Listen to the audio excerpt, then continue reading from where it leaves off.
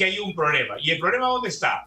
No solamente está en la voluntad política, sino que hemos tenido cambios de jefes de ejecución. ¿Quiénes son los jefes que ejecutan? Los titulares de las entidades. Claro. ¿No?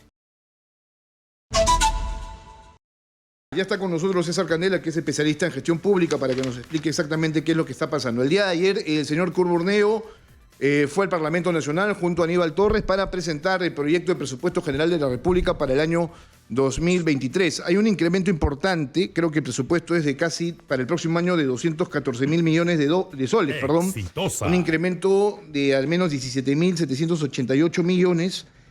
Que se van a destinar básicamente en 3 carteras, según lo que tengo aquí, que es educación, salud y transportes. Hay esta intención del presidente de darle un mayor impulso a la educación. Sin embargo, lo que estoy viendo aquí es que este incremento en el sector de educación en cuanto a su presupuesto para el próximo año básicamente es planilla, es incrementar el sueldo de los maestros, ¿no? Cuando hay problemas, por ejemplo, estructurales dentro de esa cartera. El tema de la infraestructura, que hasta este momento no se resuelve. Tenemos colegios que están básicamente en el abandono. Ya hemos visto lo que ha pasado esta semana en Tincomaría, donde los alumnos han tenido que improvisar aulas en plena calle, y hay un comunicado del PRONIET que es vergonzante, ¿no? Que es vergonzoso, que no puede hacer absolutamente nada porque no puede accionar contra el contratista de la obra, ¿no? Que le toca refaccionar este colegio emblemático en la ciudad.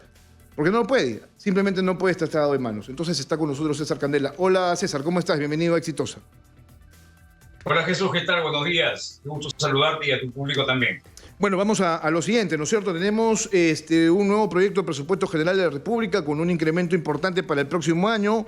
¿Viste lo que estaba comentando sobre estos 17.788 millones de soles que van a ir básicamente a 3 ministerios? Bueno, salud, obviamente todavía estamos sufriendo una pandemia, y en los últimos presupuestos generales de la República el gasto, ¿no? Se ha incrementado, al menos en ese sector. Entonces eso sí se justifica, porque hay que comprar vacunas, mantener los equipos siempre a disposición de la gente que lo necesita.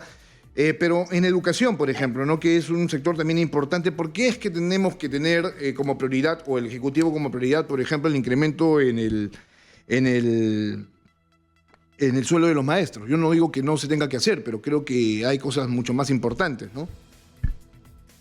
A ver, en principio saludo a todo tu público, explicarles que hace más de 22 años el presupuesto público se viene incrementando entre 5, 7 a 9%. El último, justamente, que ha presentado ayer el premier Aníbal Torres y el ministro de Economía, Curburneo, refleja un incremento para el siguiente año 2023 de casi 10%, 17.000 millones, como tú lo has dicho. Ahora, una cosa es tener la intención de gastar esa cantidad y una cosa es realmente gastarlo. Por ejemplo, este año el presupuesto que se asignó era de 197.000 millones de soles. Lamentablemente, estamos en el mes de septiembre y solamente tenemos un gasto efectivo del 70%. Ahora, cuando uno aprecia ese porcentaje, en realidad dice, se gastó 70%, pero en realidad hay que hacer una lectura muy acertada y muy efectiva, porque los ministerios asignan esa ejecución también a las transferencias que realizan a los gobiernos regionales y locales. Entonces, no necesariamente es que se haya gastado ese 70%. Ellos contabilizan esa ejecución cuando transfieren el dinero. Entonces, no necesariamente ese 70% es que se haya gastado. También dentro de ese 70% hay todavía un porcentaje por ejecutar. Ahora, imagínate tú que además de eso tienes otro monto que está paralizado por ejecutar. Tú hablaste de infraestructura. Dentro de infraestructura tienes la infraestructura educativa, en salud, en transportes, carreteras, viviendas. Ahorita tenemos, según el informe de Contraloría, 30.000 millones que están aparte del presupuesto que se destinó este año, que está paralizado. Entonces, ¿esto qué está reflejando? Que hay un problema. ¿Y el problema dónde está? No solamente está en la voluntad política, sino que hemos tenido cambios de jefes de ejecución. ¿Quiénes son los jefes que ejecutan? Los titulares de las entidades. Claro, discúlpame, pero habría que decirle a la gente y aterrizar un poquito más el tema. Lo que tenemos es un problema serio de ejecución de presupuesto.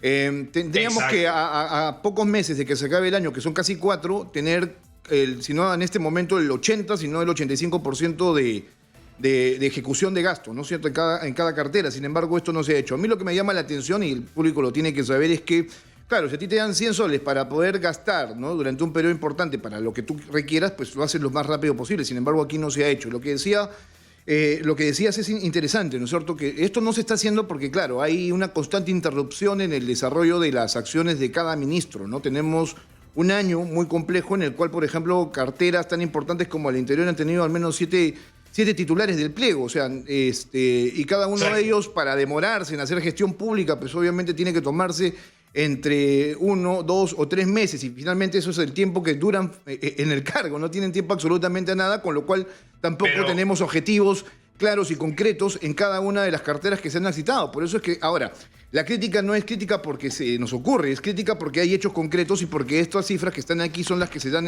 por parte del Ministerio de Economía. Para que el público sepa, y ya te dejo tú para que hagas un mayor análisis respecto a ese tema, por ejemplo, uno quisiera que haya mayor lucha, ¿no es cierto?, contra la delincuencia, la inseguridad. Sin embargo, el Ministerio de Interior hasta este momento solamente ha ejecutado el 37.1% de su presupuesto. Por ejemplo, en salud, el 29.7% se ha gastado de su presupuesto, no llega ni siquiera al 50%. Entonces, ¿qué se hace, no? ¿Y cómo es que esto afecta al ciudadano de a pie que en este momento nos está escuchando? Claro, justamente, Jesús, tú pusiste el ejemplo de los 100 soles. La ama de casa tiene 100 soles y resulta que a la fecha, para todo el año, obviamente estamos suponiendo solamente un ejemplo, dice haber gastado 70 soles. Exitosa. Pero le dio a uno de sus hijos 20 soles y a otro 20 soles. Entonces ella cree que se gastaron los 70, pero el hijo todavía tiene los 20 soles. A eso me refiero con el ejemplo de que para cifras macro se está diciendo que se ha gastado 70% en el año, pero no se ha gastado todavía eso. Eso es para simplemente decirle al público de que la lectura puede ser errada cuando se habla de que se ha gastado 70%, la cifra no necesariamente es real. Número uno. En segundo lugar, el cambio de ministros o de jefes de todas maneras interrumpe la ejecución del gasto y ahí hay un problema importante.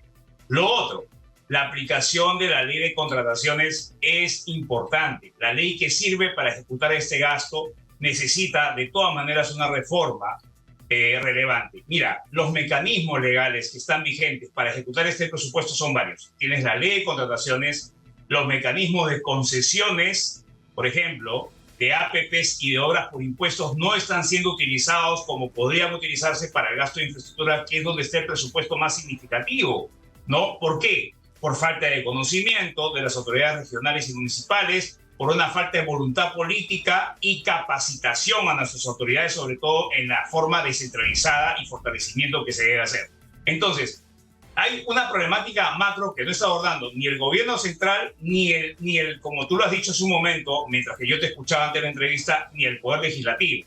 Claro, tenemos un Parlamento, lamentablemente, donde casi todos los congresistas son gente nueva, está conociendo, está en una confrontación política terrible durante este último año, y lamentablemente todo el país está pagando, como decimos criollamente, los platos rotos, porque no están legislando, no están proponiendo soluciones y no se da alternativa de solución a esta problemática que tú estás mostrando en este momento. La lenta ejecución o la ejecución que esperamos todos. El tema de seguridad que tú has señalado. El cambio de ministros, por ejemplo, a julio o agosto mostraban que no se había planificado el alquiler de patrulleros. Mira, esos patrulleros que tú ves normalmente en Lima y todos vemos, son estos grises que son alquilados, que es una modalidad que permite rentar los vehículos. Por ejemplo, la ley exige que tú publiques a comienzo de años todo lo que vas a contratar. Era julio de este año y el ministerio no había publicado eso, cuando la exigencia legal es que sea en enero. ¿Y por qué? Porque habían habido 5 cambios de ministros. Entonces, había un incumplimiento legal, habían 5 cambios de ministros y una falta de planificación. ¿Quién se va a perjudicar? Toda Lima. Entonces hay una problemática real que nosotros no vemos y los ciudadanos tampoco ven realmente, porque obviamente hay un desconocimiento que no tienen que tener a la letra y a la mano los ciudadanos, ¿no? Claro, entonces esto que está señalando es sumamente importante. Sí, César. Bueno, nosotros nos estamos preocupando por tratar los fines de semana estos temas que creo que son medulares para que la ciudadanía entienda perfectamente en qué estamos andando. Porque, claro, mientras otros se preocupan por ser caja de resonancia de estos problemas que se van presentando entre políticos, el país está yendo pues, prácticamente al abismo. Escuchaba estas semanas al señor Kurt Burnero, que es ministro de Economía, que esperemos tenerlo la próxima semana, una vez que se ha presentado el presupuesto general de la República, hablar de recesión. Y luego como que fue trastraviando ahí, ¿no? Dejando el tema bastante gaseoso. Pero también hablaba él de, por ejemplo, tener una mejor proyección de crecimiento para los próximos años. Pero, y eso decía, se va a lograr con mayor inversión pública, es decir, expandir un poco más la economía en base a eso. Sin embargo, yo noto aquí, y eso no es su culpa, porque él recién está asumiendo el cargo, pero aquí yo noto, por ejemplo, claro, que en carteras, o sea, en ministerios donde se podría, por ejemplo, generar inversión pública, ¿no es cierto?, con obras, por ejemplo, en transportes y comunicaciones, solamente tienes ejecutado el 43.9%, ¿no? Porque ahí tendrías tú que tener un programa de shock de inversiones, ¿no? Sumado con, por ejemplo, el Ministerio de Vivienda y Construcción, que también ha ejecutado, y aquí ya es lo llamativo, ¿no? Solamente el 27.1% de su presupuesto. Solo en esos dos ministerios está básicamente un importante gasto, ¿no? Si tú quisieras o tuvieras el objetivo, ¿no es cierto?, de querer dinamizar la economía, de tener una mejor proyección, tendrías tú que centrarte en estos dos ministerios y generar una carpeta, ¿no es cierto?, de inversiones que además no solamente tendrías concreto, sino generarías trabajo. Podrías aprobar un decreto de urgencia temporal por un año que genere un shock de reactivación económica a través de un presupuesto especial, ¿no?, que signifique un gasto de infraestructura relevante, justamente para generar trabajo a las medianas, pequeñas y sobre todo grandes empresas, para generar más empleo a través del gasto de infraestructura. Pero bueno, o sea, todo está en el titular del MEF y a la velocidad. Pero yo lo que veo, lamentablemente, y quieras o no, el señor Burneo, como tú dices, acaba de asumir, pero asume el activo y el pasivo del gobierno. Y lamentablemente, esta lentitud en la capacidad de reactivar normas, que son las que generan justamente el marco de ejecución, viene siendo sumamente lenta. Mira, el gobierno central y el gobierno legislativo pueden estar en una confrontación política permanente, pero la gestión no tiene por qué ser interrumpida. Y lamentablemente ahí tenemos un problema álgido que no se está resolviendo, porque lo otro es que el gobierno también está asignando en los cargos de ejecución intermedia en muchos ministerios a personajes que lamentablemente están más concentrados, y no lo digo yo, lo dicen los medios de comunicación, como tú lo has dicho, casos emblemáticos de corrupción. Por ejemplo, el Ministerio de Transportes y Comunicaciones es un sector donde se concentra un mayor volumen de presupuesto público, donde está concentrado la mayor cantidad de miles de millones de soles, y lamentablemente, en vez de gastar ese dinero en un gasto que beneficia a la población masivamente, se paralizan las obras por temas de corrupción emblemáticos, ¿no? Claro. Hay que decirle que en esos dos ministerios que son sustanciales para el país, donde podríamos tener una mejor proyección, si quisiéramos, y generar trabajo, pues se está robando más, ¿no? Como es Transportes y Comunicaciones y el Ministerio de Vivienda y Construcción y Saneamiento, donde el presidente además está comprometido, ¿no? Se le imputa ser, según la tesis del Ministerio Público, cabeza de una organización criminal, él y sus ministros. El de Transportes y Comunicaciones está desaparecido, el señor Juan Silva,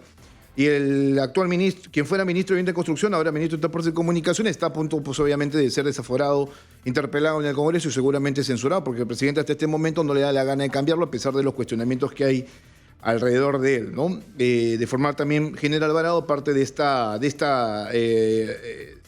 organización criminal.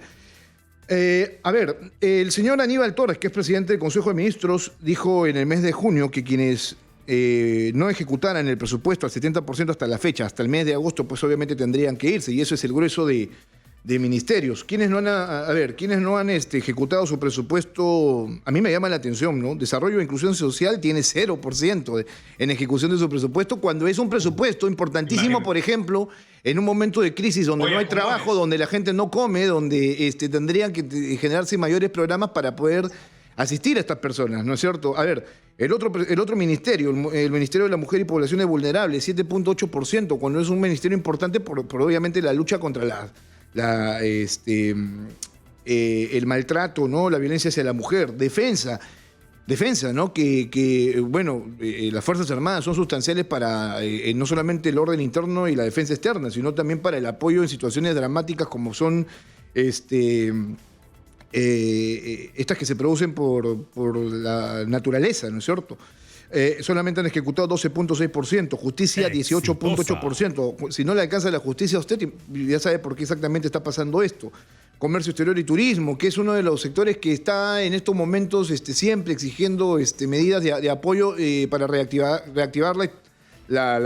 el sector, ¿no? Y además a quien se le ha dado esta posibilidad, por ejemplo, el sector turismo de exonerar el impuesto general a las ventas, ¿no? De 18.8%, o sea, de reducírselo, perdón, ¿no? Durante un periodo importante. O sea, miren, estos sectores son importantes, pero aquí hay sectores altamente productivos que dejan mucho que desear, ¿no?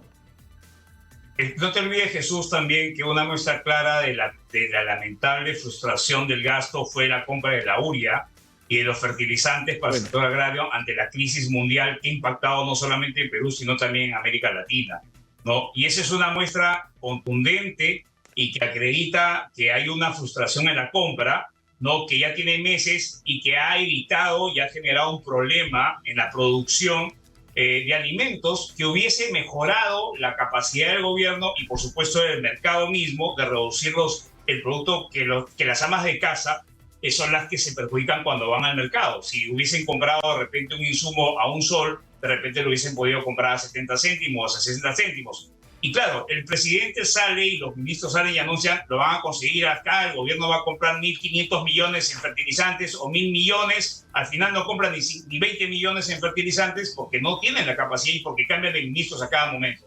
Y esa es una problemática adicional que se impacta en lo que estamos conversando ahora, que es el presupuesto. Así que de nada sirve tener más dinero para el próximo año si no tenemos una meta clara, una disciplina en la designación de las personas a cargo y tampoco tenemos la capacidad y las reglas precisas de cómo hacer las cosas. Bien, César, sé que tienes que cumplir con unas tareas. Muchas gracias por estar con nosotros a esta hora de la mañana y darnos algunos alcances respecto a esto que es importante, creo, para el país, saber en qué se está gastando el dinero o en qué no se está gastando. Hay dinero, lo tenemos, pero obviamente sucede esto que tú comentas y que deja en claro, en todo caso, cuál es el accionar del Ejecutivo, ¿no? No, el Ejecutivo habrá. Tienes al Congreso, pero también tienes a los gobiernos regionales, claro, que no funcionan. Solamente para precisar y para terminar, muchas gracias por la invitación, encantado cuando gustes. El Congreso también tiene una labor que aportar. Tienes la Comisión de Fiscalización, de Economía y de Proinversión, que podrían haber estado legislando desde su tribuna para promover también medidas, y lamentablemente son muy pocas las leyes que han promovido. La confrontación puede estar arriba, sí, pero la parte de gestión y los roles no son independientes a la labor. Para eso están ahí, para eso fueron elegidos, no solamente para enfrentarse políticamente. Pero para volver al tema del Congreso de la República, la señora Lady Camones se dijo claramente, les importa un pepino en qué trabajar por el país, están dedicados a otras cosas y claro, por eso tenemos un Congreso tan mediocre, con leyes tan mediocres, ¿no? Lo hemos visto un año, ¿no? Bien. Por eso que la población está cansada. Lo que quiere el peruano de a pie es estar trabajando, llevar el pan a su casa y tranquilidad, ¿no? Y eso es lo que queremos todos en realidad y se necesita para seguir ejecutando este dinero para beneficio de los que más necesitan y una mejor redistribución de la riqueza. Bien, muchas gracias, Jesús, y muy buenos días. Igualmente, César Candela, experto en gestión y políticas públicas. Siempre es importante repasar en qué están nuestras autoridades, sobre todo en situaciones tan dramáticas, ¿no?